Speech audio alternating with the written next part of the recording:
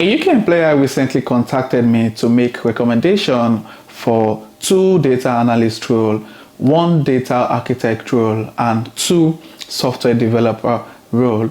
And the reason they contacted me was because they've had a lot of interview meetings for people who graduated in various universities here in the UK, especially Africans who came for the interviews, and after 1 week of rigorous interview session with different applicants, the recruitment team could not find a good fit for any of those job roles, and the employer decided to share with me some of the things they discovered and found appalling among many of those applicants who came to apply for these job roles. And as a matter of fact, none of them were able to get a job role. So they shared with me some of the things they noticed that made them decide not to give any of those applicants the job role, which is what I'm going to share with you in this video. So if you've been applying for jobs or you've been going for interviews and you're not getting offers, you've been getting loads of rejection email, then you want to watch this video till the end, as some of the things the employer shared with me might be some of the things you are doing wrong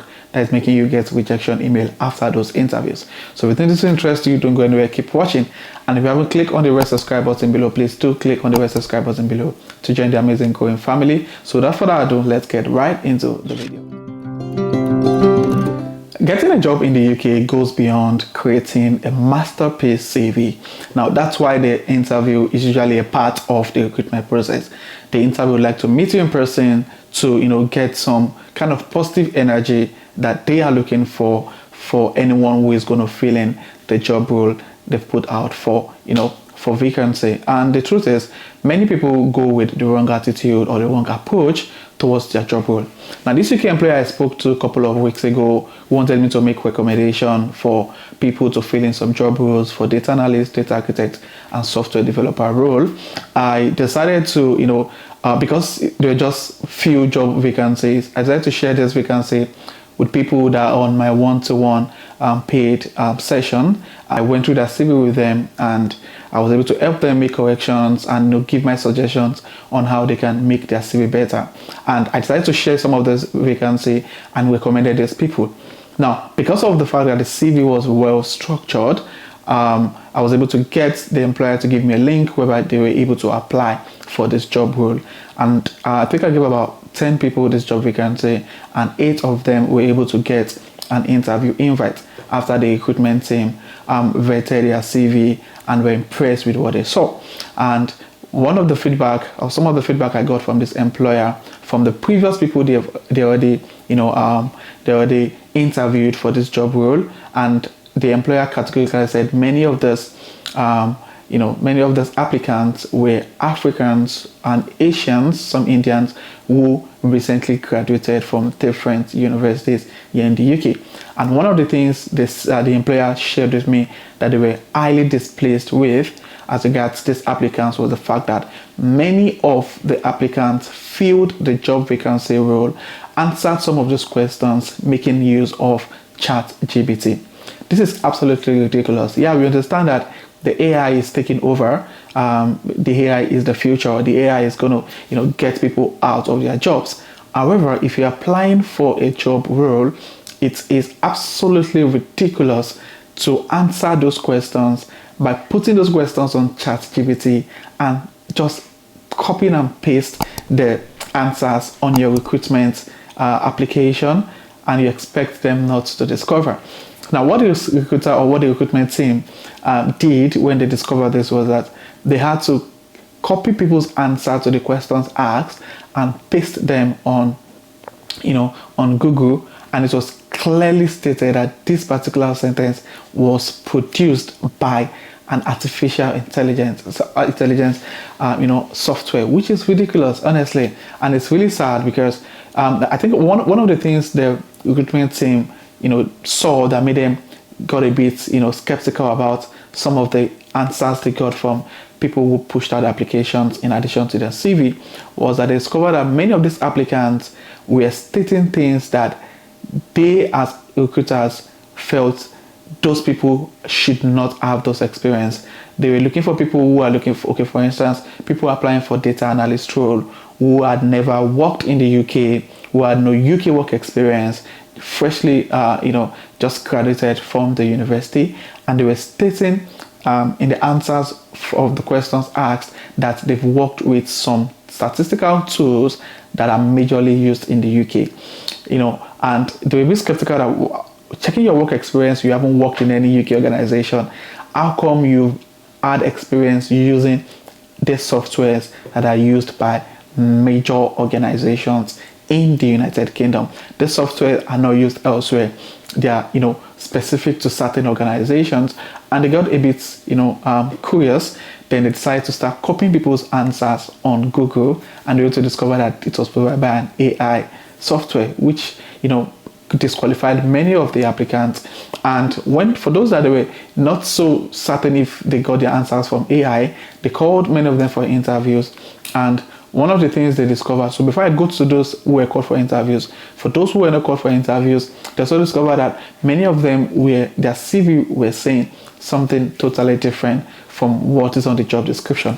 I tell people, if you're applying for any job role, either in the UK or outside the UK, the first thing is for you to clearly understand the job description and see some of the eligibility criteria that the employer is looking for. So an employer can tell you that he wants someone who he wants a data architect who is highly skilled with the use of R and Python, and on your CV, all you're saying is that you've used Excel, you've used SPSS. It means that you're not even going to get an interview invite, which is something every job seeker should understand. You need to ensure that your CV is tailored towards the job description and the requirements for the role you're applying for. And I told people who come in for my one-to-one paid session that if you're applying for a particular job role, now you can apply for the same job role in different organizations and not necessarily use the same curriculum vitae for those vacancies. Despite the fact that you're applying for data analyst role for both organizations, you need to understand that some organizations require more than others. So you need to ensure that you tailor your CV towards what is required. Now, another reason why the employer, had to reject some application is because many of them were just stating things and there was no proof that they've used them. For instance, if you're stating to a particular employer or recruiter that you're highly skilled in the use of let's say Power BI, for instance, and on your CV you don't have a link to show some of the projects you've done using Power BI, you might be lucky to get an interview. Probably they were impressed with what you've written in your CV and just want to hear from you in person on some of those projects you've done. But trust me, 90% of times you might not even get a chance to be called for an interview. If they're able to see other applicants who clearly show some of the projects they've done, they will definitely not even bother call you for an interview.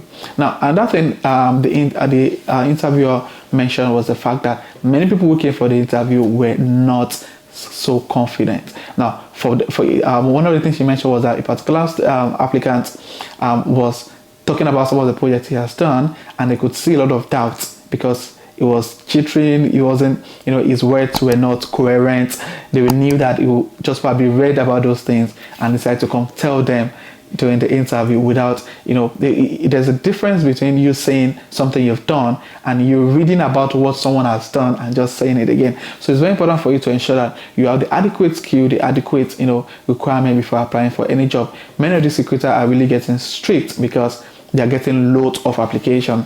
Now, even in my office, there was a data analyst role that came out a couple of weeks ago, and according to one of my bosses at the office, they got 95 applications, 50% of which came from outside the UK. That's to tell you that job vacancies in the UK are getting loads of traction in and outside the UK. So if you're applying for any job in the UK, you need to be extra. You need to, sell yourself to the best, capacity you've got for you to be able to stand out among the thousands and hundreds of applications many of these employers and recruiters get on a daily basis. So if you have your CV and you're not sure if your CV is the reason why I get a rejection email, you might want to click on the link in the description below to have a one-to-one session with me, so I'm going to help you review your CV and give you my honest opinion as regards application for any job role. And also, if you're an accountant, if you're looking for an accountancy job role,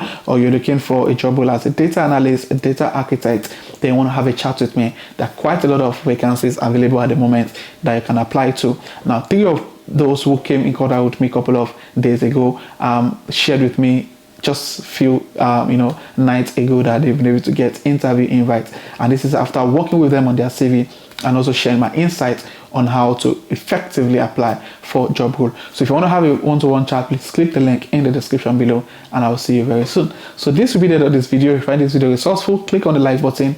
If you have any question, please state in the comment section. And if you're coming across my channel for the first time, please click on the red subscribe button to join the amazing growing family. And my returning subscribers, you guys are amazing. Thank you for being here. I really do appreciate you guys. So this will be the end of this video. If you have any question, please state in the comment section, and I'll see you guys in my next video. Thank you.